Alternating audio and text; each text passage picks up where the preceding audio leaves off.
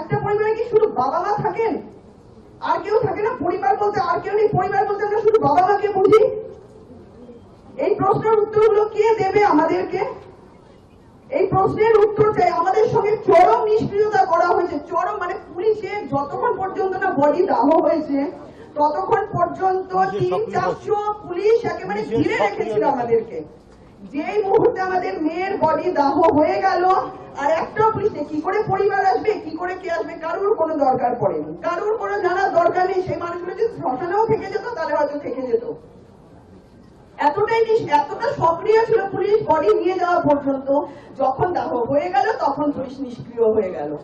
ঘরে ঢুকে পুলিশ টাকা অফার করছে বাবা মাকে, যেখানে আমরা আমাদের মেয়ের বডি নিয়ে বসে রয়েছি ঘরে, পরিবারের প্রত্যেকটা লোক চোখের জলে তাকাতে পারছি না, তখন পুলিশ গিয়ে টাকা অফার করছে আমাদেরকে।